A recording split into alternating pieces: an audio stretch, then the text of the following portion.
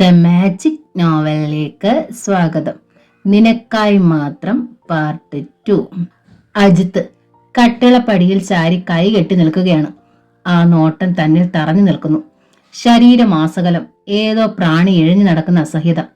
ആരെങ്കിലും കടന്നു വന്നിരുന്നെങ്കിൽ. ചേച്ചിയമ്മ അടുക്കളയിൽ കാപ്പി ഒരുക്കുന്ന ധൃതിയിലാണെന്ന് തോന്നുന്നു. വല്യച്ഛനും അച്ഛനും കൊണ്ടുപിടിച്ച സംസാരത്തിലാണ്. മുത്തശ്ശിയുടെ ചോദ്യങ്ങൾക്ക് യാന്ത്രികമായി മറുപടി പറയുന്നതിനിടയിൽ അജിത്തിന്റെ കയ്യിലിരുന്ന താക്കോൽ താഴെ വീണു. ആ ശബ്ദം അന്തരീക്ഷത്തിൽ നേർത്ത അനുരണങ്ങൾ ഉണ്ടാക്കി. ആരാത്? പെട്ടെന്ന് മുത്തശ്ശിയുടെ ചോദ്യമുണ്ടായി. ഞാനാണ്, അജിത്ത്. മറുപടി പറയുമ്പോഴും അജിത്ത് വാതിലിൽ നിന്ന് അനങ്ങിയില്ല. മോൻ എപ്പോ വന്നു? വന്നതേ ഉള്ളൂ. അജിത്ത് മുത്തശ്ശിക്ക് നേരെ നോക്കുക പോലും ഉണ്ടായില്ല. ആ കണ്ണുകൾ തന്നിൽ തുളച്ചിറങ്ങുന്നത് പോലെ. മുത്തശ്ശിക്ക് സംസാരിക്കാൻ പുതിയൊരാളെ കിട്ടിയപ്പോൾ അടുത്തിരുന്ന് തന്നെ മറന്നു. ആ തക്കം നോക്കി പതുക്കെ എഴുന്നേറ്റു. മോൾ എവിടെ പോണു? ഒരടി മുന്നോട്ട് വെച്ചപ്പോൾ മുത്തശ്ശി അറിഞ്ഞു. ഞാൻ ഇപ്പൊ വരാം. വേഗം വാതിലിനരികിലേക്ക് നടന്നു. അജിത്ത് വഴി ഒഴിഞ്ഞു തരുമെന്നായിരുന്നു പ്രതീക്ഷ. ഒരാൾക്ക് കടന്നു പോകാനുള്ള സ്ഥലമുണ്ടായിരുന്നിടത്ത് അയാൾ കുറുകെ കൈയെടുത്ത് വെച്ചു വെന്ന് ഒരു ഞെട്ടലോടെ മനസ്സിലാക്കി. മാറിത്തരൂ. നാവനക്കുമ്പോൾ സ്വരം പതറാതിരിക്കാൻ പാടുപെട്ടു. എന്താ ഇത്ര ധൃതി? എനിക്കൊരു കാര്യം ചോദിക്കാനുണ്ടായിരുന്നു. പതിഞ്ഞ ശബ്ദത്തിലാണ് അജിത്ത് വാക്കുകൾ ഉരുവിട്ടത്. ഉള്ളിൽ അമർഷം പൊട്ടി വിരിഞ്ഞു. എന്താണ് മറുപടി പറയേണ്ടതെന്ന് അറിയാതെ നിൽക്കുമ്പോൾ അജിത്ത് തുടരുന്നത് കേട്ടു. രേണുവിനെന്താ എന്നോട് ഇത്ര ദേഷ്യം? എനിക്ക് ആരോടും ദേഷ്യമില്ല. പിന്നെന്തുകൊണ്ട് കത്തുകൾക്ക് മറുപടി എഴുതിയില്ല? ഇഷ്ടമില്ലാഞ്ഞിട്ട് എന്ന് പറയാൻ നാവെടുത്തതാണ്. പക്ഷേ ധൈര്യമുണ്ടായില്ല. ഉള്ളിലിരിപ്പ് പറഞ്ഞത് മറ്റൊരു തരത്തിലായി. എനിക്കിനി എഴുതരുത്.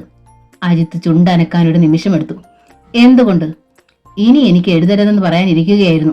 വെറുതെ എന്തിനാ ഓരോ പ്രശ്നങ്ങൾ ഉണ്ടാക്കുന്നത്? അവസരം വീണ് കിട്ടിയപ്പോൾ ധൈര്യപൂർവ്വം പറഞ്ഞു. പ്രശ്നമോ? ഇവിടെന്താ പ്രശ്നം? എനിക്ക് രേണുവിനെ ഇഷ്ടമാണ്, അതുകൊണ്ട് എഴുതി.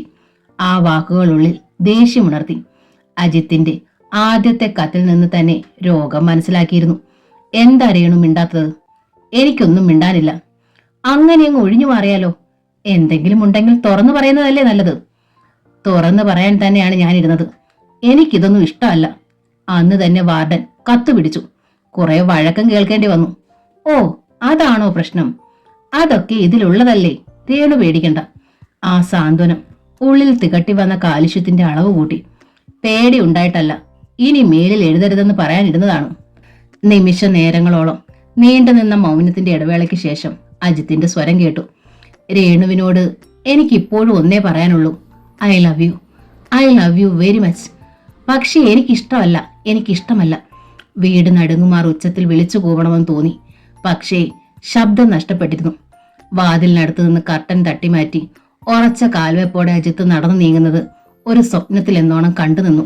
ദേഷ്യവും സങ്കടവും ഒപ്പം അണപൊട്ടി ഒഴുകാൻ തുടങ്ങി. ഒന്നും പുറമെ പ്രകടിപ്പിക്കാൻ കഴിയാത്ത അവസ്ഥയും. മനസ്സിന്റെ കാലുഷ്യം ഉള്ളിൽ അടക്കി പിടിച്ചു. എല്ലാവരും ഒന്നിച്ചാണ് കാപ്പി കുടിക്കാനിരുന്നത്. തനിക്ക് അഭിമുഖമായി മനഃപൂർവ്വം അജിത്ത് വന്നിരുന്നു. ഇടയ്ക്ക് എപ്പോഴോ അച്ഛൻ ഉപദേശിക്കുന്നു കേട്ടു. നീ ഇത്ര സ്പീഡിൽ വണ്ടി ഓടിക്കരുത്. ഇല്ല, ഞാൻ പതുക്കെ ഓടിക്കുന്നത്. ആ മറുപടിയിൽ അനുസരണയുള്ള ഒരു കുട്ടിയുടെ വിധേയത്വം പ്രകടമായിരുന്നു. എന്നാലും നിന്റെ പോക്ക് കണ്ടിട്ട് നല്ല സ്പീഡിലാണെന്ന് തോന്നി. എപ്പോഴും സൂക്ഷിച്ചു വേണം ഓടിക്കാൻ. ഞാൻ ഇനി സൂക്ഷിക്കാമാവാ. ആ മറുപടിയിൽ അച്ഛൻ തൃപ്തിപ്പെട്ടിട്ടുണ്ടാവും. പിന്നീടൊന്നും അതേക്കുറിച്ച് പറഞ്ഞില്ല. വേഗം കാപ്പി കൂടി മതിയാക്കി താൻ എഴുന്നേറ്റു. മോളൊന്നും കഴിച്ചില്ലല്ലോ? വല്യച്ഛൻ ചോദിച്ചു. എനിക്ക് മതി. കൈ കഴുകിയിട്ട് അടുക്കളയിൽ ചെന്ന് നിന്നു. മടങ്ങിപ്പോകാൻ അച്ഛൻ വിളിക്കുന്നത് വരെ പണിക്ക് നിൽക്കുന്നവരോട് സംസാരിച്ച് സമയം പോക്കി. എല്ലാവരോടും യാത്ര ചോദിച്ച് കാറിൽ കയറുന്നതിന് മുൻപ് വിജയേട്ടന്റെ മുറിയിൽ നിന്ന് ഇറങ്ങി വന്ന് പൂമുഖത്ത് നിന്ന അജിത്തിനെ മനഃപൂർവ്വം കണ്ടില്ലെന്ന് നടിച്ചു. കലങ്ങി മറിഞ്ഞ മനസ്സുമായി ദിവസങ്ങളോളം നടന്നു. ഹോസ്റ്റലിൽ മടങ്ങിയെത്തിയിട്ടും അജിത്തിന്റെ വാക്കുകളുടെ ദാർഢ്യം ഉള്ളിൽ നിന്നും വിട്ടുപോയില്ല. അതേക്കുറിച്ച് ചിന്തിക്കുമ്പോഴൊക്കെ അപരിചിതമായ ഒരു ആശങ്കയുടെ നിഴൽ മനസ്സിൽ വീണു നിറയുന്നതറിഞ്ഞു. തന്നെ പിടികൂടിയ മ്ലാനത വീട്ടിലുള്ളവർ ശ്രദ്ധിച്ചിരുന്നു. എന്താ രേണു, നിനക്ക് എന്തു പറ്റി? എല്ലാവരിൽ നിന്ന് ചോദ്യങ്ങളുണ്ടായി. ഒന്നുമില്ലെന്ന് മറുപടി പറഞ്ഞൊഴിഞ്ഞു.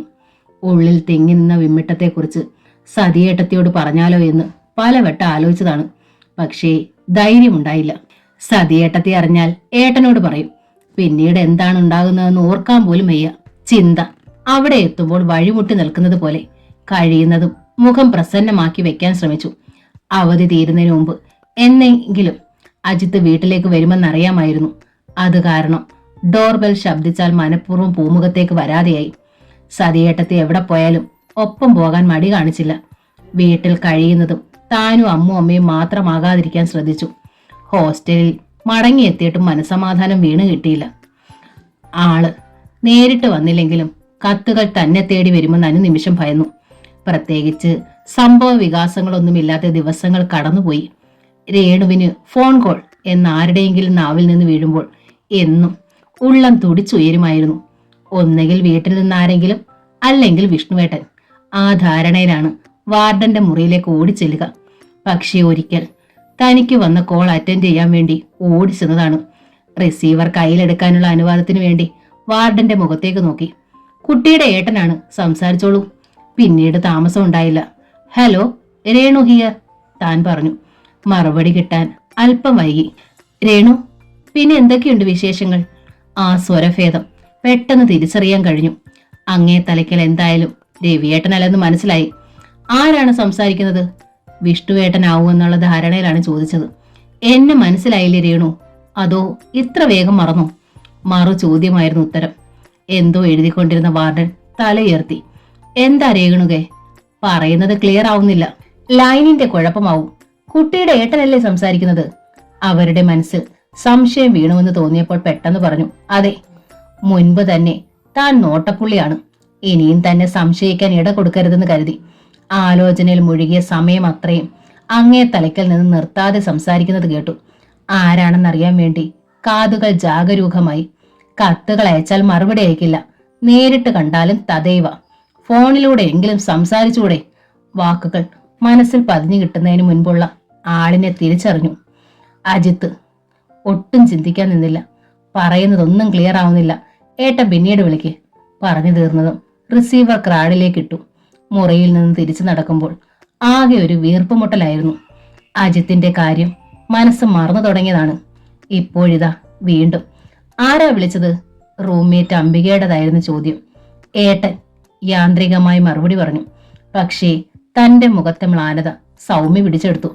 അംബിക ഒഴിഞ്ഞു പോയപ്പോൾ അവൾ ചോദിച്ചു, എന്താ വല്ലാതെ? വീട്ടിലാർക്കെങ്കിലും? ഏയ്, ഒന്നുമില്ല. ഏട്ടനല്ല വിളിച്ചത്. പിന്നെ ആര്? മറുപടി പറയാനുള്ള തന്റെ വൈഷമ്യം കണ്ടപ്പോൾ അവൾ ഊഹിച്ചെന്ന് തോന്നി. അജിത്ത്. ഒരു നീണ്ട മൗനത്തിൽ ഉത്തരമൊതുക്കി. അയാൾ പിന്നെയും ശല്യം തുടങ്ങിയോ? സൗമ്യയുടെ മുഖത്തെ പ്രസന്നത മാഞ്ഞു. വീട്ടിലായിരിക്കുമ്പോൾ അജിത്തിനെ കണ്ട കാര്യം വള്ളി പുള്ളി വിടാതെ താൻ പറഞ്ഞു കേൾപ്പിച്ചിരുന്നു. വാർഡൻ അറിഞ്ഞോ? ഇല്ല, രവിയേട്ടനാണെന്നാണ് ധരിച്ചു വെച്ചിരിക്കുന്നത്. സാരമില്ല, എന്തായാലും കത്തെഴുതിയില്ലല്ലോ. ഇനി ഫോൺ ചെയ്താൽ നല്ലൊരു വഴിയുണ്ട്. ഉത്കണ്ഠയോടെ അവളുടെ മുഖത്തേക്ക് നോക്കി. അജിത്താണെന്ന് മനസ്സിലായാൽ ആ നിമിഷം വാർഡനോട് പറയണം. ആരോ ശല്യക്കാരാണെന്നും പിന്നീടുള്ള കാര്യം അവർ നോക്കിക്കോളും. അങ്ങനെ തന്നെ മനസ്സിൽ ഉറപ്പിച്ചപ്പോൾ സമാധാനമായി. ഒരു തവണ അതുപോലെ തന്നെ ചെയ്തു. തനിക്ക് കത്തെഴുതിയ ആളാണെന്ന് മനഃപൂർവ്വം പറഞ്ഞില്ല. എന്നെങ്കിലും ഏട്ടൻ ഫോൺ ചെയ്യുമ്പോൾ വാർഡൻ പറഞ്ഞു കൊടുത്താൽ ആകെ കുഴപ്പമാകുമെന്ന ഭയമായിരുന്നു ഉള്ളിൽ. ഇതെത്ര കണ്ടിട്ടുള്ളതാണെന്നുള്ള മട്ടിലായിരുന്നു വാർഡൻ ഫോണിലൂടെ സംസാരിച്ചത്. ഇടയ്ക്ക് തന്നോട് പുറത്തേക്ക് പോകാൻ ആംഗ്യം കാണിച്ചപ്പോൾ വേഗം രക്ഷപ്പെടുകയായിരുന്നു. അന്ന് സൗമ്യയോട് പറഞ്ഞ് കുറെ ചിരിക്കുകയും ചെയ്തു. തുടർന്നു വന്ന ദിവസങ്ങൾ യാന്ത്രികമായി കടന്നുപോയി. വീട്ടിൽ നിന്ന് പോന്നിട്ട് 1 മാസത്തിൽ കൂടുതലായി. മനസ്സിനെ അലോസരപ്പെടുത്തുന്ന എല്ലാ ചിന്തകളും മനസ്സിൽ നിന്നും മാഞ്ഞു തുടങ്ങിയതാണ്. കോളേജ് വിട്ടുവന്ന ഒരു വൈകുന്നേരം മെസ് ഹാളിനുള്ളിലേക്ക് ചായ കുടിക്കാൻ വേണ്ടി ചെന്ന് കയറിയതേ ഉണ്ടായിരുന്നുള്ളൂ. ഒഴിഞ്ഞ സീറ്റ് കണ്ടുപിടിക്കാനുള്ള ശ്രമത്തിനിടയിൽ പിന്നിൽ നിന്നും തന്റെ പേര് ആരോ ഉറക്കെ വിളിക്കുന്നത് കേട്ട് തിരിഞ്ഞു നോക്കി. സൗമ്യയുടെ ക്ലാസ്മേറ്റ് ചന്ദ്രമതിയായിരുന്നു. രേണുകയെ വാർഡൻ വിളിക്കുന്നു. പെട്ടെന്ന് ഉള്ളിൽ അമ്പരപ്പുണർന്നു. വാർഡന്റെ മുമ്പിലൂടെയാണ് താൻ നിമിഷങ്ങൾക്ക് മുൻപേ നടന്നു വന്നത്. എല്ലാവരെയും നോക്കി ഒരു പതിവ് ചിരിക്കുമ്പോൾ പോലും മുഖത്ത് പ്രത്യേകിച്ചൊന്നും ഉണ്ടായിരുന്നില്ല. എന്താ കാര്യം? തിരിഞ്ഞ് ചന്ദ്രമതിയുടെ അടുത്തേക്ക് ചെല്ലുന്നതിനിടയിൽ ചോദിച്ചു. അറിയില്ല, ദേ അറ്റൻഡർ ആണ് വന്ന് പറഞ്ഞത്. ഹോസ്റ്റലിലെ അറ്റൻഡർ വാതിലിനടുത്ത് തന്നെയും പ്രതീക്ഷിച്ച് നിൽപ്പുണ്ടായിരുന്നു. ഹാളിനുള്ളിലെ ആരവങ്ങൾക്കിടയിൽ പുറത്തേക്ക് ചെല്ലുമ്പോൾ അവരോട് ചോദിച്ചു, എന്തിനാ വിളിക്കുന്നത്? കുട്ടിയുടെ വീട്ടിൽ നിന്ന് ആള് വന്നിരിക്കുന്നു. വീട്ടിൽ നിന്നോ? പൊടുന്നനെ മനസ്സിൽ ആശങ്ക വീണ് നിറയാൻ തുടങ്ങി. വാർഡന്റെ മുറിയിലേക്ക് ധൃതിയിൽ കടക്കുന്നതിന് മുമ്പ് തന്നെ പോർച്ചിൽ കിടന്ന അച്ഛന്റെ കാർ കണ്ടു. ഉത്കണ്ഠയോടെ കണ്ണുകൾ 4 പാടും പതറി. അച്ഛനോ ഏട്ടനോ തന്നെ കാണാനെത്തിയതായിരിക്കുമെന്നാണ് പ്രതീക്ഷിച്ചത്. പക്ഷേ കാത്തു നിന്നത് പിള്ളച്ചേട്ടനായിരുന്നു. ആ മുഖത്ത് സാധാരണമായ ഭാവത്തിലുള്ള പുഞ്ചിരി കണ്ടപ്പോൾ സമാധാനമായി. ഞാൻ മോളെ വിളിക്കാൻ വന്നതാ. എന്തിന്? വീട് വരെ ഒന്ന് പോയിട്ട് വരാം. ആ ചുണ്ടുകളിൽ തങ്ങി നിന്നിരുന്ന ചിരി പെട്ടെന്ന് മാഞ്ഞിരുന്നു. എന്താ കാര്യം? മനസ്സിന്റെ വീർപ്പുമുട്ടൽ അടക്കി പിടിച്ചുകൊണ്ട് ചോദിച്ചു. മുത്തശ്ശിക്ക് നല്ല സുഖമില്ല. മോളെ വിളിച്ചിട്ട് ചെല്ലാൻ അവരെന്നെ പറഞ്ഞു വിട്ടതാണ്. അച്ഛനും ഏട്ടനും ഒക്കെയോ? എല്ലാരും മുത്തശ്ശിയുടെ അടുക്കലുണ്ട്. മോള് വേഗം പോന്നോളൂ. ഇതിനിടയിൽ വാർഡൻ മുറിക്ക് പുറത്തേക്ക് വന്നിരുന്നു. താൻ അങ്ങോട്ട് ചോദിക്കുന്നതിന് മുൻപ് തന്നെ അനുവാദം കിട്ടി. ധൃതിയിൽ ഓടിച്ചെന്ന് അംബികയോടും സൗമ്യയോടും കാര്യം പറഞ്ഞ് വാനിറ്റി ബാഗ് മാത്രം എടുത്ത് വരാന്തയിലേക്ക് ചെന്നു. മോളെ, വിഷ്ണു കുഞ്ഞിനോടൊന്ന് ഫോൺ ചെയ്ത് അറിയിക്കണമല്ലോ. അപ്പോൾ ഓർത്തിട്ടെന്ന മട്ടിൽ പിള്ളച്ചേട്ടൻ പറഞ്ഞു. സംശയഭാവത്തിൽ ആ മുഖത്തേക്ക് നോക്കി അറച്ചു നിൽക്കുമ്പോൾ പിള്ളച്ചേട്ടൻ തുടർന്നു. രവിക്കുഞ്ഞ് ഏൽപ്പിച്ചു വിട്ടതാ. അവിടുന്ന് ഫോൺ ചെയ്തിട്ടൊന്നും കിട്ടുന്നില്ല. ഇവിടെ ഇവിടെ ഉണ്ട് ഓഫീസ് എന്ന് പറഞ്ഞു. ഇപ്പോഴെന്തിനാ അറിയിക്കുന്നത്? ഒന്നുമില്ല, അസുഖം ഇത്തിരി കൂടുതലാണ്. അതാ അറിയിക്കാൻ പറഞ്ഞത്. വരുന്നെങ്കിൽ നമുക്ക് കൂട്ടിക്കൊണ്ടു പോകാം. പിന്നീട് തർക്കിക്കാൻ നിന്നില്ല. വാർഡന്റെ മുറിയിൽ കടന്ന് ഓഫീസിന്റെ നമ്പർ ഡയൽ ചെയ്തു. ഭാഗ്യത്തിന് ഏട്ടൻ ഓഫീസിലുണ്ടായിരുന്നു. വിവരം പറഞ്ഞപ്പോൾ ഉടൻ തന്നെ മറുപടി ഉണ്ടായി. 5 മിനിറ്റ് തനിക്ക് വേണ്ടി വെയിറ്റ് ചെയ്യാൻ പറ്റുമോ എന്നായിരുന്നു ചോദ്യം. ഏട്ടനെ കാത്ത് വരാന്തയിൽ നിൽക്കുമ്പോൾ ചായ കുടി കഴിഞ്ഞ് സൗമ്യയും അംബികയും മുൻവശത്തേക്ക് വന്നിരുന്നു.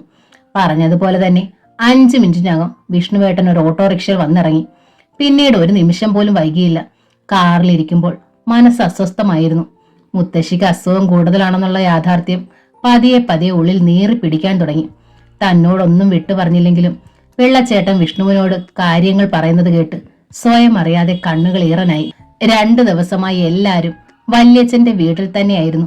വിളിച്ചാൽ വിളി കേൾക്കാത്ത നിലയിലെത്തിയപ്പോഴാണ് ബന്ധുക്കളെ വിവരമറിയിച്ചു തുടങ്ങിയത്. മരണം ഏതു സമയത്തും കടന്നു വരാമെന്ന് ഡോക്ടർ പറഞ്ഞുവെന്ന് കേട്ടപ്പോൾ ഉള്ളിൽ നിന്ന് ഉയർന്നു വന്ന ഗദ്ഗതം പണിപ്പെട്ട് അടക്കി വെച്ചു. കാറിന് വേഗത പോരെന്ന് തോന്നി.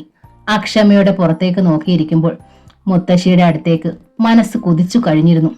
വല്യച്ഛന്റെ വീട്ടിൽ മരുന്നുകളുടെ ഗന്ധം മുറ്റി നിൽക്കുന്ന അന്തരീക്ഷത്തിൽ ബോധം നശിച്ചു കിടക്കുന്ന മുത്തശ്ശി, മ്ലാനമായ മുഖത്തോടെ ചുറ്റിനും കൂടി നിൽക്കുന്ന മക്കളും ബന്ധുക്കളും, താനൊഴിച്ചു ബാക്കിയുള്ളവരെല്ലാരും എത്തിയിട്ടുണ്ടാവും.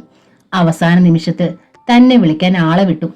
മുത്തശ്ശി പകർന്നു തന്ന വാത്സല്യത്തിന്റെ ഊഷ്മളതയിലാണ് തന്റെ ബാല്യവും കൗമാരവും തളിരിട്ടത്.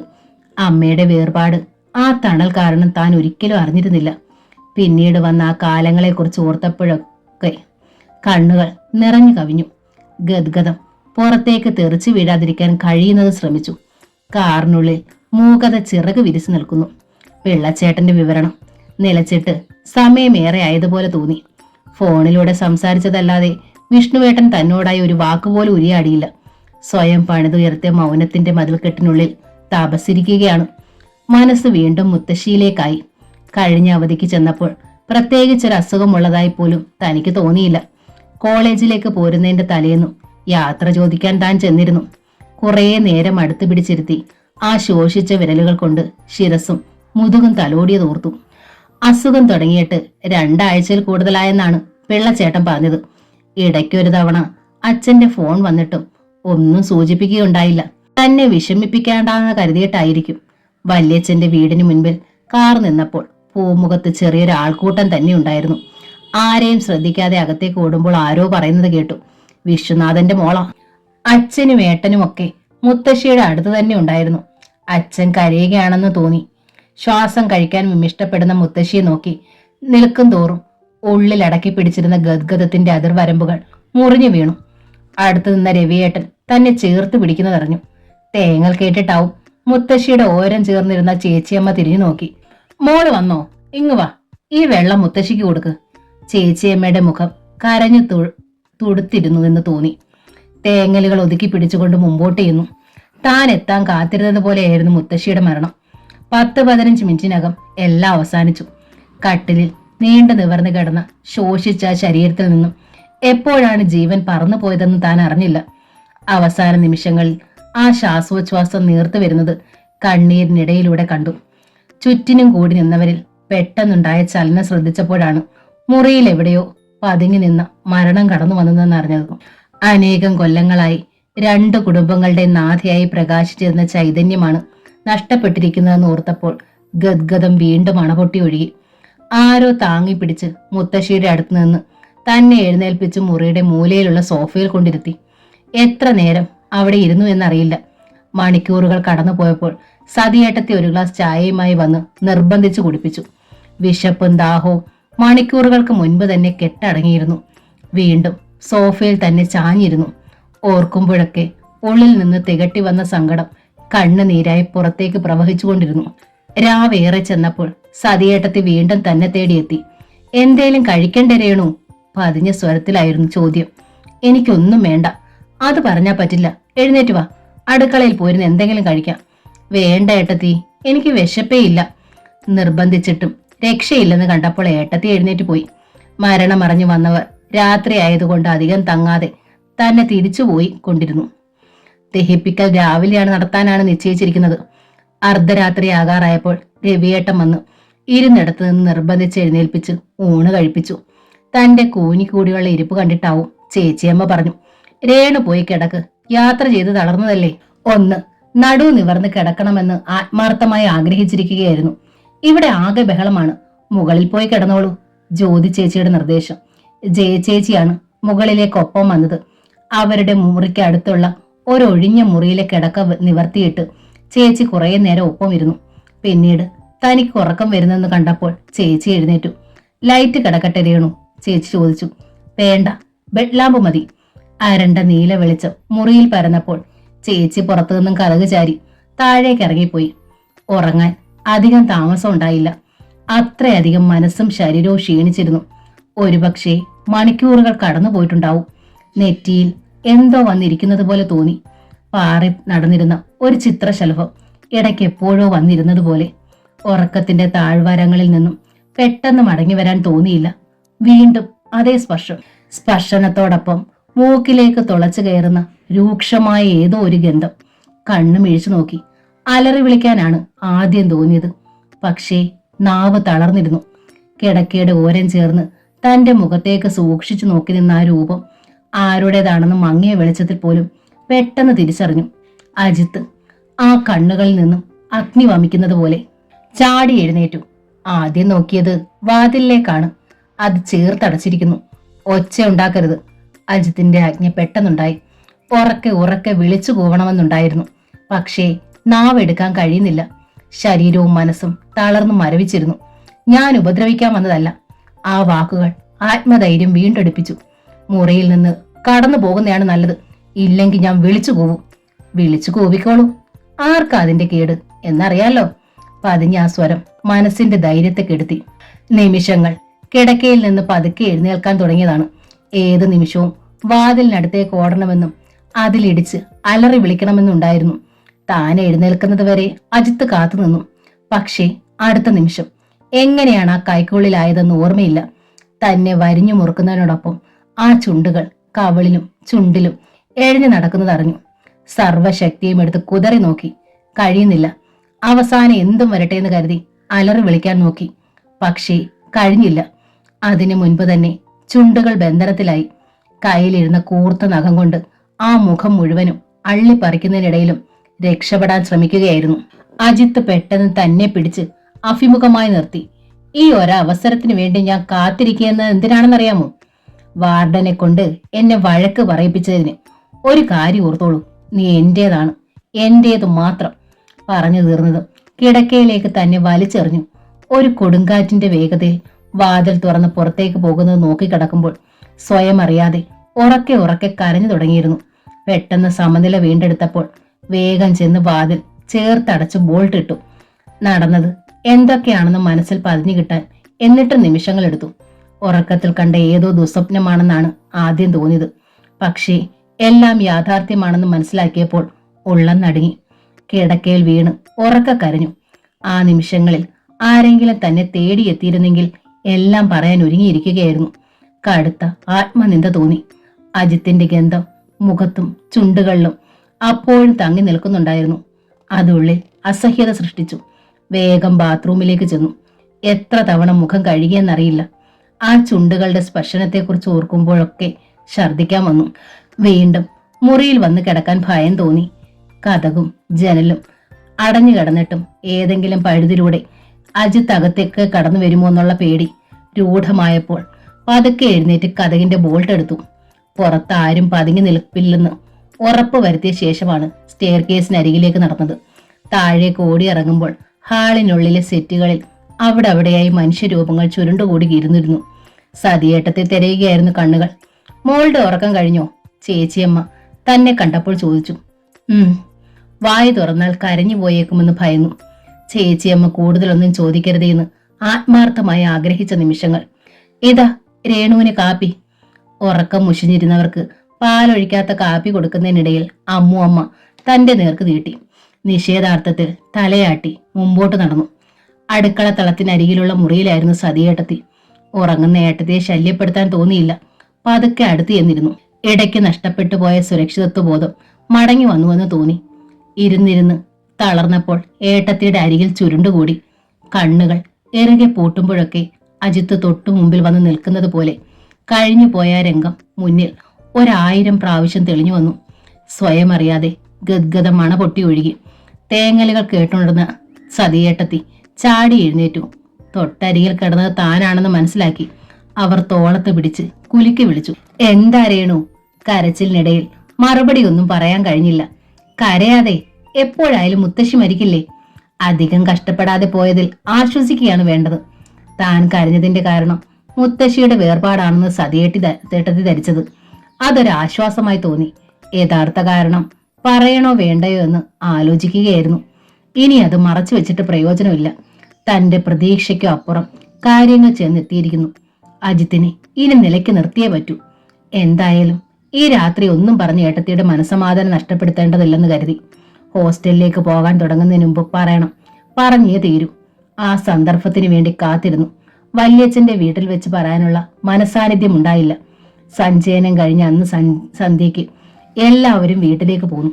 രാത്രി രവിയേട്ടൻ വീട്ടിലില്ലാത്ത സന്ദർഭം നോക്കി ഏട്ടത്തിയോട് പറഞ്ഞു.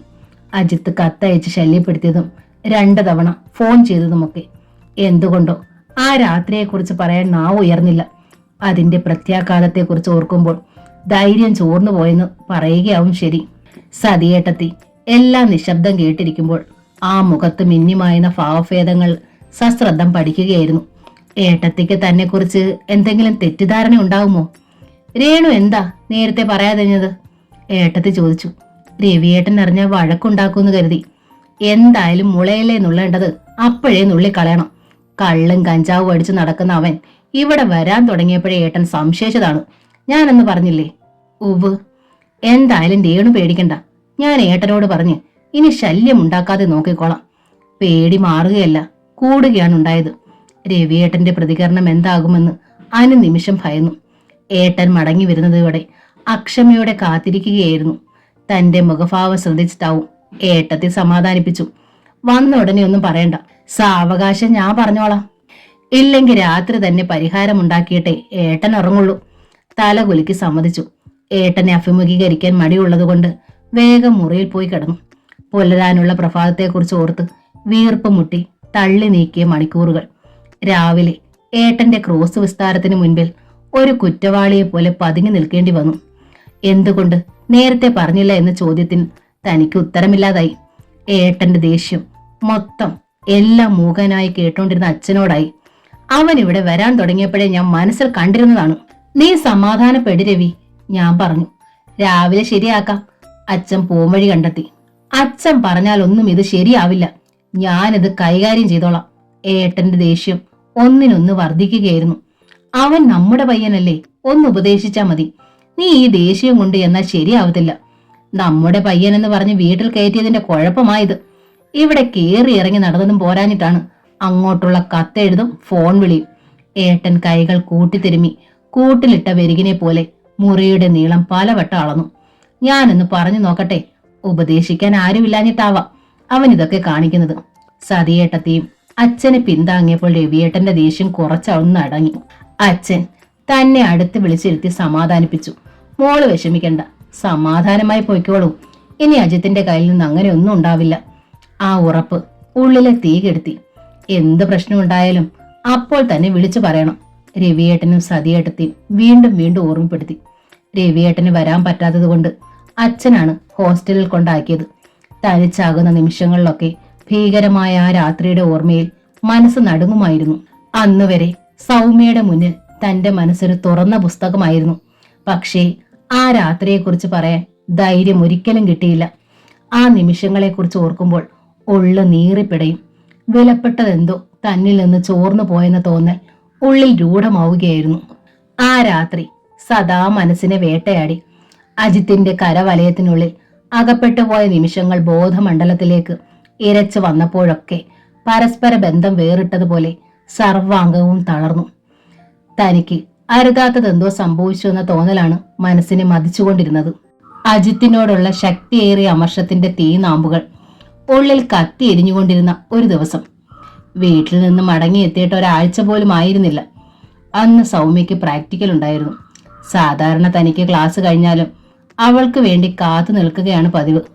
പ്രാക്ടിക്കൽ കഴിഞ്ഞ് സൗമ്യ ഇറങ്ങി വന്നപ്പോൾ കോളേജ് വിട്ട് അരമണിക്കൂറിലധികമായിരുന്നു. വലിയ ധൃതിയൊന്നും ഇല്ലാതെയാണ് ഹോസ്റ്റലിലേക്ക് നടന്നത്. പാത പൊതുവെ വിജനമായി തോന്നി. പകുതി ദൂരമേ എത്തിയതേ ഉള്ളൂ. ഇടയ്ക്കുള്ള കലങ്കിനടുത്ത് വെച്ചിരുന്ന ബൈക്കും അതിനടുത്ത് നിന്ന യാത്രക്കാരനെയും പെട്ടെന്ന് ശ്രദ്ധിച്ചില്ല. ദൂരെ നിന്ന് അയാളുടെ മട്ടും ഭാവവും കണ്ടപ്പോൾ ബൈക്ക് കേടായിട്ടുണ്ടാവുമെന്നാണ് കരുതിയത്. പക്ഷേ ആളിനെ തിരിച്ചറിയാവുന്ന അകലത്തിലെത്തിയപ്പോൾ പകച്ചുപോയി. അജിത്ത്. ദേഹമാകെ വിറയ്ക്കുന്നത് പോലെ തോന്നി. അജിത്തിന്റെ കണ്ണുകൾ തങ്ങളിലാണെന്ന് മനസ്സിലായപ്പോൾ സൗമ്യയുടെ കൈത്തണ്ടിൽ കയറി പിടിച്ചു. തന്നിൽ പൊടുന്നനെ പ്രത്യക്ഷമായ ഭാവം കണ്ടിട്ടാവാം അവൾ ആകെ അമ്പരന്നു. എന്താ രേണു, എന്തു പറ്റി? അജിത്താണ് നിൽക്കുന്നത്. സ്വരം പതറിയിരുന്നു. അജിത്തോ? അവളിൽ വിസ്മയം നുരയിട്ടു. നിനക്ക് വെറുതെ തോന്നിയതാവും. അജിത്ത് എങ്ങനെ ഇവിടെ വരാനാ? സ്തംഭിച്ചുള്ള തന്റെ നിൽപ്പ് കണ്ടപ്പോൾ സൗമ്യ പറഞ്ഞു. ഇല്ല, അജിത്ത് തന്നെയാ. തനിക്ക് തീർച്ചയുണ്ടായിരുന്നു ഏതാൾക്കൂട്ടത്തിൽ വെച്ചും ആ രൂപം പെട്ടെന്ന് തനിക്ക് തിരിച്ചറിയാൻ കഴിയുമെന്നായിരുന്നു. നീ എന്തിനാ പേടിക്കുന്നത് രേണു? അയാൾ പിടിച്ച് തിന്നുകയൊന്നുമില്ലല്ലോ. ആ വാക്കുകൾ ഉള്ളിലെ തീ കെടുത്തിയില്ല. കഴിഞ്ഞുപോയ ആ രാത്രിയാണ് മനസ്സിലേക്ക് ഓടി വന്നത്. ഇല്ല, നമുക്ക് അങ്ങോട്ട് പോണ്ട, തിരിച്ചു പോകാം. ഒരു നിമിഷം സൗമ്യ എന്ത് വേണമെന്നറിയാതെ പരിങ്ങി. നീ ധൈര്യമായിട്ട് വാ, നമുക്ക് ആ വശത്തോടെ അങ്ങ് നടന്നു പോകാം. റോഡിന്റെ മറുവശം കാട്ടി സൗമ്യ സമാധാനിപ്പിച്ചു. എന്നിട്ടും തനിക്ക് സംശയമായി. വാ രേണു, വിളിച്ചാൽ സംസാരിക്കാൻ നിൽക്കണ്ട, മൈൻഡ് ചെയ്യാതെ നമുക്കങ്ങ് പോകാം. അവൾ പിടിച്ചു വലിച്ചപ്പോൾ കുറച്ചൊരു ധൈര്യം കിട്ടി. എന്തായാലും തനിച്ചല്ലല്ലോ. വേഗം റോഡ് മുറിച്ച് കടന്ന് ധൃതിയിൽ നടന്നു. വഴിയരികിൽ അങ്ങനെ ഒരാൾ നിൽക്കുന്നതായി പോലും നടിച്ചില്ല. നോട്ടം നിലത്തൂന്നിയിരുന്നു. ഹേയ് രേണു! തൊട്ടടുത്തെത്തിയപ്പോൾ വിളി കേട്ടു. മിണ്ടണ്ട, സൗമ്യ നിർദ്ദേശം തന്നു. ഇരുവരുടെയും കാലുകൾ പറക്കുകയായിരുന്നെന്ന് തോന്നി. മുന്നിൽ ഒരു ലക്ഷ്യമേ ഉണ്ടായിരുന്നുള്ളൂ. എങ്ങനെയെങ്കിലും ഹോസ്റ്റലിന്റെ ഗേറ്റ് കടന്ന് കിട്ടണം. പക്ഷേ പിന്നിൽ നിന്ന് ഉയർന്നു കേട്ട ബൈക്കിന്റെ ശബ്ദം സപ്തനാടികളെയും തളർത്തി. കണ്ണടച്ച് തുറക്കുന്നതിന് മുമ്പ് ബൈക്ക് കുറുകെ വന്നു നിന്നു. എവിടേക്കായിരുന്നു മരണപ്പാച്ചൽ? ആ ചുണ്ടുകളിൽ തങ്ങി നിന്ന ക്രൂരത നിറഞ്ഞ ചിരി ഉള്ളിൽ തീക്കനൽ വീഴ്ത്തി. നാവിറങ്ങിപ്പോയതുപോലെ തോന്നി. വഴിന്ന് മാറി നിക്കടാ, സൗമ്യയാണ് ശബ്ദിച്ചത്. റോഡിൽ ഇനിയും സ്ഥലമുണ്ട്, തനിക്ക് പോകാം, അജിത്ത് പെട്ടെന്ന് പറഞ്ഞു. സൗമ്യയ്ക്ക് വാക്കുകൾ നഷ്ടപ്പെട്ടു. കാലുകൾ നിലത്തു നിന്നും പറിച്ചെടുക്കാനാവുന്നില്ല. ഉള്ളിൽ തണുപ്പിഴഞ്ഞു തുടങ്ങിയിരുന്നു. രേണു ഇതുവരെ അജിത്തിനെ ശരിക്കും മനസ്സിലാക്കിയിട്ടില്ലെന്ന് തോന്നുന്നു. വീട്ടിൽ അറിയിച്ച് എന്നെ പിന്തിരിപ്പിക്കാമെന്ന് വിചാരിച്ചു അല്ലേ? അമ്മാവനല്ല ഏത് ദേവേന്ദ്രം എന്ന് പറഞ്ഞാലും ഈ അജിത്തിന് മാറ്റം ഉണ്ടാവില്ല. അജിത്തിന്റെ സ്വരത്തിൽ കാർക്കശ്യം മുറ്റു നിൽക്കുന്നതറിഞ്ഞു. ആ മുഖമാകെ ചുവന്നു തൊടുത്തിരിക്കുന്നെന്ന് തോന്നി. ഒരക്ഷരം ഉരിയാടാനാവാതെ നിൽക്കുമ്പോൾ വീട്ടിലുള്ളവരുടെ മുഖങ്ങൾ വെള്ളിത്തിരയിൽ എന്ന പോലെ മുന്നിൽ തെളിഞ്ഞു വന്നു. വാരേണു, ഇയാളോട് ആരാ സംസാരിക്കുന്നത്? സൗമ്യ പിടിച്ചു വലിച്ചു. രംഗത്തുനിന്ന് എങ്ങനെയെങ്കിലും രക്ഷപ്പെടണമെന്ന് ആഗ്രഹിച്ചിരുന്ന തനിക്കൊരു പിടിവള്ളിയായി. മുന്നിലിരുന്ന ബൈക്ക് ഒഴിഞ്ഞു പോകാൻ തുടങ്ങിയതാണ്. പെട്ടെന്ന് ഓർക്കാപ്പുറത്ത് അജിത്ത് ബൈക്കിലിരുന്നു കൊണ്ട് എത്തി കൈത്തണ്ടയിൽ കടന്നു പിടിച്ചു. കണ്ണിൽ ഇരുട്ട് കയറുന്നത് പോലെ തോന്നി. അങ്ങനെ അങ്ങ് പോയാലോ മോളെ? ഈ കണ്ട വെയിലും കൊണ്ട് ഇത്രയും ദൂരം വന്നിട്ട് ഒന്ന് കണ്ണ് നിറയെ കാണാൻ പറ്റാതായല്ലോ. ഛീ, വിടാനാ പറഞ്ഞത്. കൈ വലിച്ചെടുക്കാൻ ശ്രമിക്കുന്നതിനിടെ വാക്കുകൾ തെറിച്ചു വീണു. എന്താ പേടിയുണ്ടല്ലേ? ഒന്ന് ഓർത്തോളൂ, അജിത്തിനെ പിണക്കാതിരിക്കുന്നതാണ് നല്ലത്. രേണുവിനെന്നെ അറിയാൻ പാടില്ലാഞ്ഞിട്ടാണ്. എനിക്ക് ആരെയും കുറിച്ച് അറിയണ്ട. I hate you. അജിത്തിൽ നിന്ന് പെട്ടെന്നൊരു പ്രതികരണം ഉണ്ടായില്ല. ആ കണ്ണുകളിലെ പ്രകാശം പെട്ടെന്ന് പൊലിഞ്ഞുപോയി. ഇതിനിടയിൽ വിരലുകൾ അയഞ്ഞിരുന്നു. കൈ വലിച്ചൂരി തിരിച്ചോടുമ്പോൾ പൊട്ടിക്കരഞ്ഞു. സൗമ്യയും പിന്നാലെ തന്നോടൊപ്പം ഓടി വന്നു. ഹോസ്റ്റലിന്റെ ഗേറ്റ് കടക്കുന്നത് വരെ സമാധാനം ഉണ്ടായില്ല. അജിത്ത് പിന്തുടർന്ന് വന്നേക്കുമെന്നുള്ള പേടിയായിരുന്നു ഉള്ളിൽ.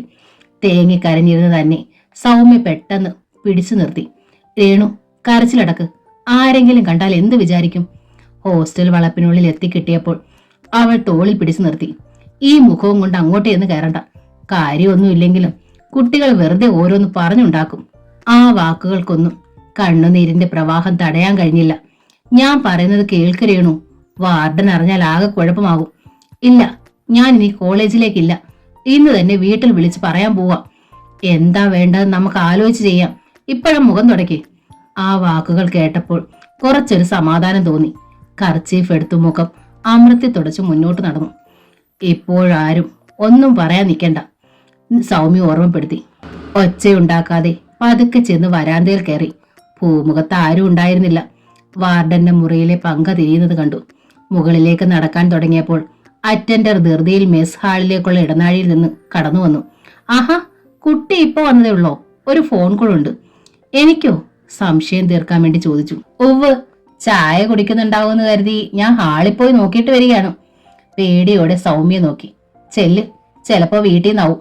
വേഗം വാർഡന്റെ മുറിയിലേക്ക് ചെന്നു. ഇപ്പൊ വന്നതേ ഉള്ളോ? കയ്യിലിരുന്ന ബുക്കുകൾ കണ്ടിട്ടാവാം ചോദ്യമുണ്ടായി.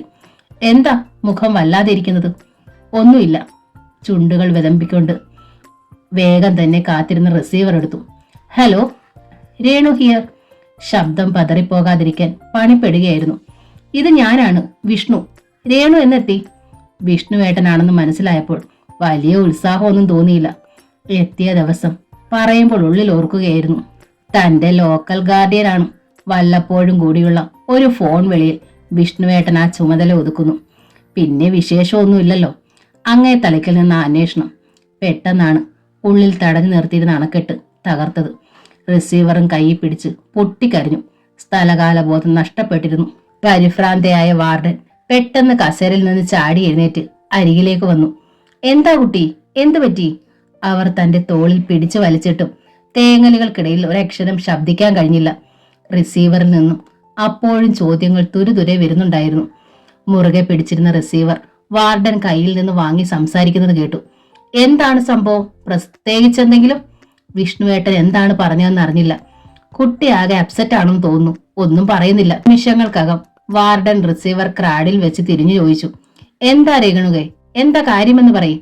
അടുത്ത് കണ്ട കസേരയിൽ തന്നെ പിടിച്ചിരുത്തുമ്പോഴും തേങ്ങലുകൾ അടങ്ങിയിരുന്നില്ല. അകത്തെ കരച്ചിൽ കേട്ടിട്ടാവും സൗമ്യ ഉള്ളിലേക്ക് വന്നു. ഞാൻ പറയാം മിസ്. അവൾ ആ ചുമതല ഏറ്റെടുത്തു. എല്ലാം കേട്ട് കഴിഞ്ഞപ്പോൾ വാർഡൻ ചോദിച്ചു, നിങ്ങൾ എന്താ ഇത്ര വൈകിയത്? എനിക്ക് പ്രാക്ടിക്കൽ ഉണ്ടായിരുന്നു. രേണു എന്നെ കാത്തു നിന്നു. പ്രാക്ടിക്കലുള്ള എല്ലാ ദിവസവും അങ്ങനെയാണ്. വാർഡന് പെട്ടെന്നൊരു മറുപടി ഉണ്ടായില്ല. മേശമേൽ തല ഉയർത്തിയിരുന്ന് തേങ്ങലുകൾ ഒതുക്കാൻ പാടുപെടുന്ന തന്റെ തോളിൽ അവർ കൈവച്ചു. എഴുന്നേൽക്ക് കുട്ടി, കരയാതിരിക്കെ. ആ സാന്ത്വനം തേങ്ങലുകളുടെ ശക്തി കൂട്ടിയതേ ഉള്ളൂ. ഇനി കോളേജിലേക്കില്ല, വീട്ടിൽ പോവാന്നും പറഞ്ഞിരിക്കുകയാണ്. സൗമ്യയുടെ സ്വരം കേട്ടു. ഹായ്, ഇതിനിപ്പൊ പഠിത്തം നിർത്തി പോകാൻ വേണ്ടി മാത്രം ഒന്നും ഉണ്ടായിട്ടില്ലല്ലോ. ഇനി മേലിൽ ഇങ്ങനെയൊന്നും ഉണ്ടാവാതിരുന്നാൽ നോക്കിയാ പോരെ. വാർഡനിൽ നിന്നും ആ വാക്കുകൾ വീണ് കിട്ടിയപ്പോൾ ഉള്ളം തണുത്തു തുടങ്ങി. കരച്ചിലിന്റെ ശക്തി കുറയുകയായിരുന്നു. എഴുന്നേൽക്ക് രേണുകെ, പോയി ചായ കുടിച്ചിട്ട് വരൂ. കർച്ചീഫ് എടുത്ത് മുഖം അമർത്തി തുടച്ച് എഴുന്നേറ്റു. കുട്ടി പേടിക്കണ്ട. എന്താ വേണ്ടതെന്ന് ഞാൻ ആലോചിക്കട്ടെ. ഹാഫ് ഡോർ തള്ളി തുറന്ന് പുറത്തേക്ക് ഇറങ്ങാൻ തുടങ്ങുമ്പോൾ വാർഡൻ വീണ്ടും ധൈര്യം തന്നു. വരാന്തയിലേക്ക് കടന്നതേ ഉണ്ടായിരുന്നുള്ളൂ.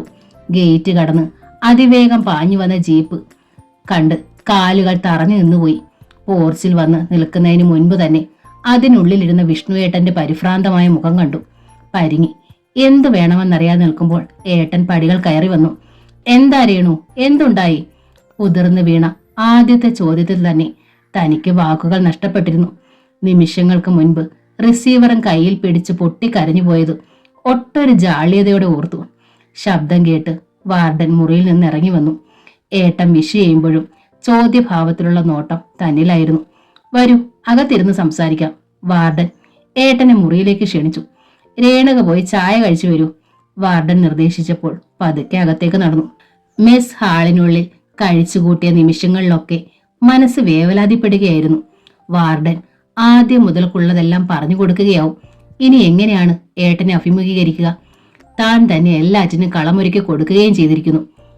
ചായ കൂടി കഴിഞ്ഞ് സൗമ്യ മുകളിലേക്ക് പോയപ്പോൾ വരാന്തയിൽ എന്തു വേണമെന്നറിയാതെ പരിങ്ങി. ഏട്ടൻ വാർഡന്റെ മുറിയിൽ നിന്നും പുറത്തേക്ക് വന്നിട്ടില്ല.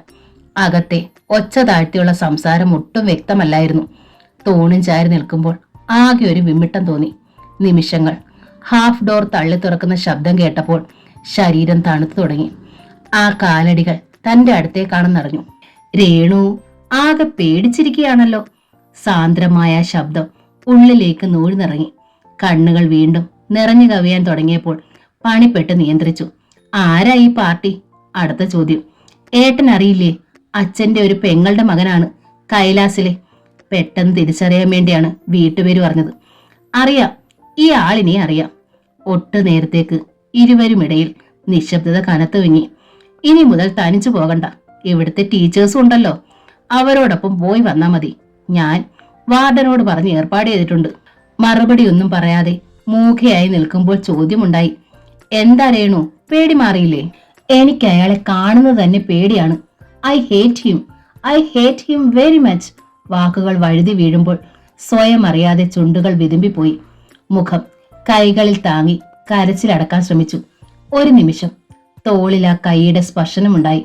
നോക്കി രേണു, പെൺകുട്ടികളായാൽ കുറച്ചൊക്കെ ധൈര്യം വേണ്ടേ? വിതുമ്പലുകൾ ഒതുക്കി പിടിക്കാൻ ശ്രമിക്കുന്നതിനിടയിൽ പറഞ്ഞു. ഏട്ടൻ അറിയില്ല, ആരും വിചാരിക്കുന്നത് പോലൊന്നും അല്ല അയാൾ. ഇപ്പോൾ തന്നെ വീട്ടിൽ അറിയിച്ചതിനാണ് ഇവിടം വരെ വന്നിരിക്കുന്നത്. ഇനി വരാതിരിക്കാൻ നോക്കിയാ പോരെ? ഞാൻ ഈ ആഴ്ച വീട്ടിൽ പോകുന്നുണ്ട്. മേലിൽ ഇത് ആവർത്തിക്കാതിരിക്കാൻ വേണ്ടത് ചെയ്യാം. ആ ഉറപ്പ് തീർത്തും വിശ്വസിക്കാൻ കഴിഞ്ഞില്ല. അച്ഛൻ പറഞ്ഞെടുത്താണ് ഇനി വിഷ്ണുവേട്ടൻ. രവിയേട്ടൻ അറിഞ്ഞാൽ വഴക്കുണ്ടാകും. കഴിഞ്ഞ പ്രാവശ്യം തന്നെ അച്ഛൻ ഒരുവിധം സമാധാനപ്പെടുത്തി നിർത്തിയതാ. രേണു പേടിക്കുന്ന തരത്തിൽ ഒന്നും ഉണ്ടാവില്ല. ധൈര്യമായിരിക്കെ. എന്ത് പ്രശ്നം ഉണ്ടായാലും എന്നെ ഉടനെ അറിയിക്കണം, മടിക്കരുത്. ഓക്കെ? ഉവ് സമ്മതഭാവത്തിൽ തലയാട്ടി. ജീപ്പ് കൺമുമ്പിൽ നിന്ന് മറയുന്നത് വരെ നോക്കി നിന്നു. ഏട്ടൻ യാത്ര പറഞ്ഞു പോയിട്ട് മണിക്കൂറുകൾ കഴിഞ്ഞിട്ടും ആ കൈയുടെ ചൂടും സ്പർശവും തോളിൽ തന്നെ തങ്ങി നിൽക്കുകയാണെന്ന് തോന്നി. രാത്രി ഉറക്കം വരാതെ തിരിഞ്ഞും മറിഞ്ഞും കിടക്കുമ്പോഴും സ്വയം അറിയാതെ പലതവണ വലത് കൈ ആ സ്പർശനമേറ്റു വാങ്ങിയ ഇടത്തേക്ക് നീണ്ടു ചെന്നു. ആ തിങ്കളാഴ്ച കോളേജിലെത്തി ഒരു പീരീഡ് കഴിഞ്ഞതേ ഉണ്ടായിരുന്നുള്ളൂ. പ്യൂൺ വാതുക്കൽ ഒരു സ്ലിപ്പുമായി തല നീട്ടിയപ്പോൾ അതൊരിക്കലും തന്നെ വിളിക്കാനാവുമെന്ന് കരുതിയില്ല. പ്യൂണിന്റെ പിന്നാലെ ചെല്ലുമ്പോൾ മനസ്സിൽ ഉദ്വേഗവും ആകാംക്ഷയും ഒപ്പം നിറഞ്ഞു നിന്നു. ഓഫീസ് റൂമിലേക്കുള്ള വളവ് തിരിയുമ്പോഴേ കണ്ടു മെയിൻ ഗേറ്റിനടുത്തുള്ള വാഗമരച്ചോട്ടിൽ രവിയേട്ടന്റെ കാറ് കിടക്കുന്നു. ഉള്ളം തണുത്തു. ഓഫീസ് റൂമിന്റെ മുന്നിലുള്ള വരാന്തയിൽ രവിയേട്ടനും കാത്തു നിന്നിരുന്നു. ഒട്ടൊരു സങ്കോചത്തോടെയാണ് മുന്നിൽ ചെന്ന് നിന്നത്. കഴിഞ്ഞുപോയ സംഭവത്തിന്റെ വിശദാംശങ്ങൾ രവിയേട്ടൻ ചോദിച്ചറിയുമ്പോഴൊക്കെ അടുത്തു നിന്നയാളെല്ലാം മൂഖനായി കേട്ടു നിന്നു. പിന്നീടൊന്നും ഉണ്ടായിട്ടില്ലല്ലോ. രവിയേട്ടൻ എന്താണ് അർത്ഥമാക്കിയെന്ന് മനസ്സിലാക്കിയത് കൊണ്ട് ചോദ്യഭാവത്തിൽ ആ മുഖത്തേക്ക് നോക്കി. ഫോൺ വിളിക്കുക എങ്ങാനും ചെയ്തോ? ഇല്ല. ടീച്ചേഴ്സിന്റെ കൂടെ തന്നെയാണോ വരുന്നതും പോകുന്നതും? അതെ. എപ്പോഴും ആ കാര്യം ശ്രദ്ധിക്കണം. നിനക്ക് വേണ്ടി അവർ കാത്തു നിൽക്കാൻ ഇടയാകരുത്. ഇല്ല. ഇനി ഏതെങ്കിലും തരത്തിൽ ശല്യം ഉണ്ടാവുകയാണെങ്കിൽ അപ്പോൾ തന്നെ എന്നെ അറിയിക്കണം. ഇനി പഴയതുപോലെ ഉണ്ടാകുമെന്നല്ല. ഏട്ടൻ ഇടയ്ക്കൊന്ന് നിർത്തി പതുക്കെ ചോദിച്ചു. നിനക്ക് പേടിയുണ്ടോ? ഉണ്ടെങ്കിൽ തുറന്നു പറയേ. മറുപടി പറയാൻ നിമിഷങ്ങൾ എടുത്തു. ആ നേരം അത്രയും ഇരുവരുടെയും നോട്ടം തന്റെ മുഖത്ത് തങ്ങി നിൽക്കുകയായിരുന്നു. ഇല്ല. സാവധാനമാണ് ആ വാക്ക് പുറത്തേക്ക് വീണത്. ഇനി എന്ത് പ്രശ്നം ഉണ്ടായാലും അപ്പോൾ തന്നെ വിഷ്ണുവിനെ വിളിച്ചു പറയണം. ഓഫീസ് ഇവിടെ തൊട്ടടുത്താണ്. സമ്മതഭാവത്തിൽ തലയാട്ടുമ്പോൾ മിഴികൾ ആ മുഖത്തേക്ക് നീണ്ടു ചെന്നു. സൗമ്യമായ ആ ഭാവം ഉള്ളിൽ ധൈര്യം പകർന്നു തരുന്നത് പോലെ തോന്നി. ഞാൻ വാർഡനെ കൂടി കണ്ടിട്ടേ പോകുന്നുള്ളൂ. നിനക്കെന്തെങ്കിലും വാങ്ങാനോ മറ്റോ ഉണ്ടെങ്കിൽ ചോദിച്ചിട്ട് പോന്നോളൂ. അത്യാവശ്യമായി ഒന്നും വാങ്ങാനുണ്ടായിരുന്നില്ല. എന്നിട്ടും കിട്ടിയ അവസരം പാഴാക്കാൻ തോന്നിയില്ല. വേഗം ചെന്ന് മിസ്സിനോട് അനുവാദം വാങ്ങി കാറിനടുത്ത് കാത്തു നിൽക്കുന്നവരുടെ അടുക്കലേക്ക് ചെന്നു. വിഷ്ണുവേട്ടന്റെ ഓഫീസിലേക്കാണ് നേരെ പോയത്. ഏട്ടൻ കാറിൽ നിന്ന് ഇറങ്ങുന്നതിനിടയിൽ തിരിഞ്ഞ് ഒന്നുകൂടി തന്നെ ഓർമ്മപ്പെടുത്താൻ മറന്നില്ല. എന്താവശ്യം ഉണ്ടായാലും വിളിച്ചു പറയണം. നമ്പർ അറിയാലോ? അറിയാം. യാത്ര ചോദിച്ച് വിഷ്ണുവേട്ടൻ പോയി കഴിഞ്ഞപ്പോൾ നേരെ ഹോസ്റ്റലിലേക്ക് ചെന്നു. വാർഡനോട് രവിയേട്ടൻ സംസാരിക്കുന്നതിനിടയിൽ വെറുതെ മുറി വരെ പോയിരുന്നു. ഉള്ളിൽ ആകാംക്ഷയേറുകയായിരുന്നു. ഇവരിൽ ആരെങ്കിലും അജിത്തിനെ നേരിട്ട് കണ്ടിട്ടുണ്ടാവുമോ? എങ്ങനെയാണൊന്ന് ചോദിച്ചറിയുക? രവിയേട്ടനോട് ചോദിക്കാൻ മടി തോന്നുന്നു. ടൗണിലേക്ക് പോകാൻ കാറിലിരുന്ന സമയം അത്രയും ആ ചോദ്യം ഉള്ളിൽ മുട്ടിയുഴയുന്നുണ്ടായിരുന്നു. എപ്പോഴെങ്കിലും ഏട്ടൻ അതേക്കുറിച്ച് ഇങ്ങോട്ട് പറയുമെന്ന് നിമിഷം പ്രതീക്ഷിച്ചു. വീട്ടിലെ കാര്യങ്ങളും സതിയേട്ടത്തിയുടെ സുഖവിവരങ്ങളും കേൾക്കുമ്പോഴൊക്കെ മനസ്സിന്റെ ഏകാഗ്രത നഷ്ടപ്പെട്ടു. നിനക്ക് എന്താ വാങ്ങേണ്ടത്? രവിയേട്ടന്റെ ചോദ്യം ഉണ്ടായപ്പോഴാണ് അതേക്കുറിച്ച് ഓർത്തത്. പേരിന് വേണ്ടി ഒരു ഫാൻസി സ്റ്റോഴ്സിൽ കയറി കണ്ണിൽ കണ്ട ചിലതൊക്കെ വാങ്ങി. ഊണ് കഴിഞ്ഞിട്ടാണ് തിരിച്ചു പോന്നത്. കോളേജിൽ കൊണ്ടാക്കി ഏട്ടൻ അപ്പോൾ തന്നെ മടങ്ങുകയും ചെയ്തു. രവിയേട്ടന്റെ ആ വരവ് അജിത്തിനെ ചുറ്റിപ്പറ്റിയുള്ള എല്ലാ ഭയാശങ്കകളും ഉള്ളിൽ നിന്ന് തുടച്ചു മാറ്റി. കോളേജിലേക്കുള്ള പോക്കും വരവും ടീച്ചേഴ്സിന്റെ കൂടെ ആയപ്പോൾ പേടി നിശേഷം മാറുകയും ചെയ്തു. 3 ദിവസം കഴിഞ്ഞപ്പോൾ വിഷ്ണുവേട്ടന്റെ ഫോൺ വന്നു. പ്രത്യേകിച്ച് എന്തെങ്കിലും വിശേഷമുണ്ടോ എന്ന് അറിയാൻ വേണ്ടി വിളിച്ചതായിരുന്നു അത്. പിന്നീട് അതൊരു പതിവായി. ആഴ്ചയിൽ ഒരിക്കലെങ്കിലും ഏട്ടൻ വിളിക്കാൻ തുടങ്ങി. ചിലപ്പോ നേരിട്ട് വരാനും. വന്നാൽ തന്നെ അധിക സമയം ചെലവാക്കാറുണ്ടായിരുന്നില്ല. 3-4 വാക്കുകളിൽ അന്വേഷണം ഒതുക്കി വന്ന വേഗത്തിൽ തന്നെ മടങ്ങി പോവുകയും ചെയ്യും. പക്ഷേ ഒരു കാര്യം വ്യക്തമാവുകയായിരുന്നു. പഴയതുപോലുള്ളൊരു അകൽച്ച തന്നോടുള്ള സമീപനത്തിൽ കാണാനില്ലായിരുന്നു. വാക്കുകൾക്ക് കാണിച്ചിരുന്ന പിശുക്കും കുറേയേറെ മാറിയിരിക്കുന്നു. ഒരിക്കൽ പോലും അങ്ങോട്ട് ഫോൺ ചെയ്യാനുള്ള അവസരം തനിക്ക് തന്നതുമില്ല. ക്രമേണ ആ ഫോൺ കോളിനു വേണ്ടി കാത്തിരിക്കാൻ തുടങ്ങി. സ്വയം അറിയാതെ തന്നെ എന്തോ മാറ്റം തന്നിൽ വന്നുകൂടുകയായിരുന്നു. വിഷ്ണുവേട്ടനോട് ഫോണിൽ സംസാരിക്കുമ്പോഴും നേരിട്ട് കാണുമ്പോഴും അപരിചിതമായൊരു പാരവശ്യം തന്നെ പൊതി നിൽക്കുന്നറിഞ്ഞു. ആ നിമിഷങ്ങളിൽ ഹൃദയമിടിപ്പുകളുടെ ക്രമം തെറ്റുന്നു. അരുതാത്തതെന്തോ മനസ്സ് ആഗ്രഹിക്കുന്നുണ്ടെന്നുള്ള തോന്നൽ ഉള്ളിൽ രൂഢമാകാൻ തുടങ്ങി. പലവട്ടം മനസ്സിനെ അടക്കി നിർത്തി. പക്ഷെ കഴിയുന്നില്ല. ഏട്ടനെ പ്രതീക്ഷിക്കുന്ന ദിവസം 6 മണി കഴിഞ്ഞാൽ ഉള്ളിൽ നിരാശ ചേക്കേറാൻ തുടങ്ങും. പിന്നീട് ആ ദിവസം വരവുണ്ടാവില്ലെന്നറിയാം.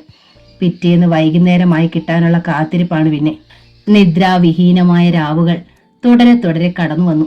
ഉറക്കത്തിന് മുൻപുള്ള ഏകാന്ത നിമിഷങ്ങളിൽ ആ രൂപം മനോമുകുരങ്ങളിൽ തെളിഞ്ഞു നിന്നു. കോളേജിൽ പോകുമ്പോഴും മടങ്ങി വരുമ്പോഴും വൈകുന്നേരങ്ങളിൽ അംബികയും സൗമ്യമായി രസം പറയുമ്പോഴും ചിന്തകളിൽ വിഷ്ണുവേട്ടൻ നിറഞ്ഞു. പലപ്പോഴും സ്വയം അറിയാതെ മൗനത്തിലേക്ക് വഴുതി വിടാനും തുടങ്ങി. എന്തറിയണു, നിന്റെ പേടി ഇതുവരെ മാറിയില്ലേ? സൗമ്യ 1-2 തവണ ചോദിച്ചു. പേടിയോ? അതെപ്പോഴേ മാറി. തന്റെ മറുപടി അവളെ തൃപ്തിപ്പെടുത്തിയിരുന്നില്ല. പിന്നെന്താ ആലോചിച്ചിരിക്കുന്നത്? ഞാനൊന്നും ആലോചിച്ചില്ലല്ലോ. അത് വെറുതെ. പിന്നീട് തനിക്ക് വാക്കുകൾ നഷ്ടമാവുകയാണ് പതിവ്. മനസ്സ് കണ്ടെത്തിയ പുതിയ വഴികളെക്കുറിച്ച് അവളോട് പറഞ്ഞാൽ എന്തെന്ന് ആലോചിച്ചിട്ടുണ്ട്. പക്ഷേ ഒരിക്കലും അതിന് ധൈര്യമുണ്ടായില്ല. കൊഴിഞ്ഞു വീണുകൊണ്ടിരിക്കുന്ന ഓരോ ദിവസങ്ങളും ഉള്ളിൽ നവ്യാനുഭൂതികൾ ഉണർത്തി. ഒരു വൈകുന്നേരം കോളേജിൽ നിന്ന് മടങ്ങിയെത്തി കഴിഞ്ഞുള്ള ഓരോ നിമിഷവും വിഷ്ണുവേട്ടന്റെ ഫോൺ കോൾ പ്രതീക്ഷിക്കുകയായിരുന്നു. കഴിഞ്ഞ തവണ വന്നു പോയിട്ട് ദിവസങ്ങളാകാൻ തുടങ്ങിയിരിക്കുന്നു. ഇനി അടുത്ത വരവ് ഒരാഴ്ചയെങ്കിലും കഴിഞ്ഞിട്ടാവും. അതിനിടയിൽ ന്യായമായും ഫോണിലൂടെ സംസാരിക്കാതിരിക്കില്ലെന്ന് പ്രതീക്ഷിച്ചു. പൂമുഖത്തെ നീണ്ട വരാന്തയിൽ തന്നെ ചുറ്റിപ്പറ്റി നിൽക്കുമ്പോൾ ശ്രദ്ധ മുഴുവനും വാർഡന്റെ റൂമിലായിരുന്നു. വാർഡൻ ഉള്ളിലുണ്ടായിരുന്നില്ല. ഫോൺ ബെല്ലടിച്ചപ്പോഴൊക്കെ വിസിറ്റേഴ്സ് റൂമിൽ ആരോടോ സംസാരിച്ചുകൊണ്ടിരുന്ന വിമല ടീച്ചറാണ് പോയി അറ്റൻഡ് ചെയ്തത്. അവർ തിരിച്ചിറങ്ങി വരുമ്പോൾ ഉള്ളിലെ ആകാംക്ഷ അടക്കി പിടിച്ചിരുന്നു. അധികം കാത്തിരിക്കേണ്ടി വന്നില്ല. 5 മണിയാകാൻ തുടങ്ങുന്നതിന് മുൻപ് തന്നെ തനിക്ക് വേണ്ടി ഫോൺ ബെല്ലടിച്ചു. അറ്റൻഡ് ചെയ്തത് വിമല ടീച്ചർ തന്നെയായിരുന്നു. അവർ പുറത്തിറങ്ങി പെൺകുട്ടികളുടെ കൂട്ടത്തിൽ തന്നെ തിരഞ്ഞു. രേണുകയ്ക്കാണ് ഫോൺ കോൾ. വേഗം തട്ടിപ്പിടഞ്ഞെഴുന്നേറ്റ് ഓടിച്ചെന്നു. ഹൃദയമിടിപ്പ് അപ്പാടെ ക്രമം തെറ്റിയിരുന്നു. വിഷ്ണുവേട്ടൻ തന്നെ ആകുമെന്നാണ് 100% വിശ്വസിച്ചിരുന്നത്. ഉള്ളിൽ നൊരയിട്ട് വന്ന ആഹ്ലാദം ഒതുക്കി പിടിച്ചുകൊണ്ടാണ് സംസാരിക്കാൻ തുടങ്ങിയത്. ഹലോ, വിഷ്ണുവേട്ടനാണോ? അതെ. പെട്ടെന്ന് തന്നെ മറുപടി ഉണ്ടായി. ആ സ്വരത്തിൽ വന്നുകൂടിയ മാറ്റം മനസ്സിനെ ഒന്നമ്പരപ്പിച്ചു. അടുത്ത നിമിഷം കാതിൽ തുടർന്നു വീണ വാക്കുകൾ ഉള്ളം നടുക്കി. വിഷ്ണുവേട്ടന്റെ ഫോണും പ്രതീക്ഷിച്ചിരിക്കുകയായിരുന്നു അല്ലേ? ഇപ്പോൾ എസ്കോട്ടോടു കൂടിയാണ് ഹോസ്റ്റലിന് പുറത്തിറങ്ങുന്നതെന്ന് കേട്ടു. നേരാണോ? ആരാണ് നിങ്ങൾ? അജിത്താണെന്ന് മനസ്സിലായിട്ടും അറിയുന്നില്ലെന്ന ഭാവം നടിച്ചു. ഫോൺ ഡിസ്കണക്ട് ചെയ്യാൻ തുടങ്ങിയതായിരുന്നു. പക്ഷേ അതുവരെ ഇല്ലാത്തൊരു ആത്മധൈര്യം തോന്നി. ആരാണെന്ന് അറിയുന്നതിന് മുമ്പ് ഒരു റിക്വസ്റ്റ്. ആ തള്ളയുടെ കയ്യിലേക്ക് ഫോൺ കൊടുക്കുന്നതിന് മുമ്പ് ഒരു കാര്യം പറയാനുണ്ട്. അജിത്ത് ആരുടെ ഭീഷണിയും താക്കീതും കിട്ട് പേടിക്കുന്നവനല്ല. ഞാനൊന്ന് നിശ്ചയിച്ചാൽ അത് നടന്നിരിക്കും. രേണുവിനെ ഞാൻ സ്നേഹിക്കുന്നു, മറ്റൊന്നിനുമല്ല. മരണം വരെ ഒന്നിച്ച് ജീവിക്കാൻ. എന്റെ മനസ്സ് മുഴുവൻ നീയാണ്, നീ മാത്രം.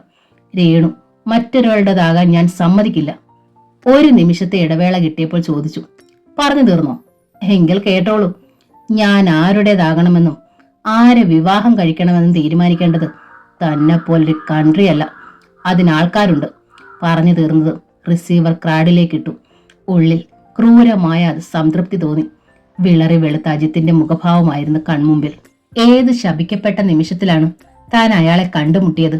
മനസ്സിന്റെ സ്വസ്ഥത കെടുത്താനായി മാത്രം തന്റെ ജീവിതത്തിലേക്ക് കടന്നു വന്നിരിക്കുന്നു. എത്രയോ സൗന്ദര്യവതികളായ പെൺകുട്ടികൾ ഈ നാട്ടിലുണ്ട്. തെരഞ്ഞു പിടിക്കാൻ കണ്ടത് തന്നെ മാത്രം.